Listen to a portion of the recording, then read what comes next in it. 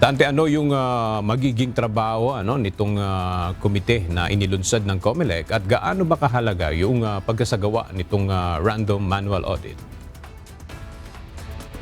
Magandang tanghali aga. Itong Random Manual Audit o RMA, ito ay nakasaad sa batas sa Republic Act 9369. Ito yung Automated Election Law.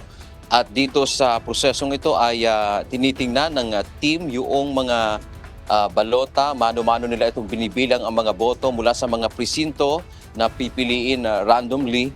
At titingnan na kung gaano ka-accurate o gaano tamang binasa ng mga makina yung balota sa eleksyon.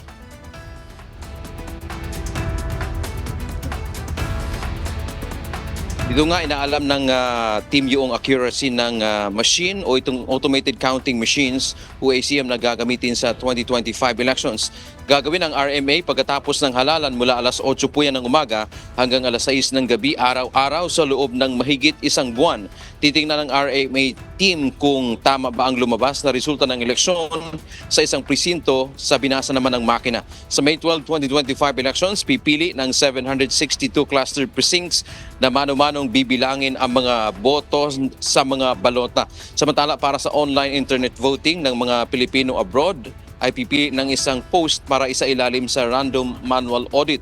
Noong nakaraang 2022 presidential elections, nasa 99.9% ang accuracy rate ng mga makina na ginamit ng COMELEC. Kasama sa random manual audit ang Department of Education, Philippine Statistics Authority o PSA, Philippine Institute of Certified Public Accountants at iba pang stakeholders tulad ng PPCRV at gayon din ng NAMFRED.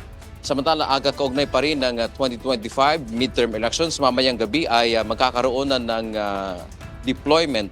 Una itong deployment ng mga balotang ipapadala sa iba't ibang mga bansa o sa iba't ibang mga lugar dito sa ating bansa. Nauna na kasi yung mga balota sa iba't ibang mga bansa na doon sa mga lugar na hindi pinapayagan ang internet voting.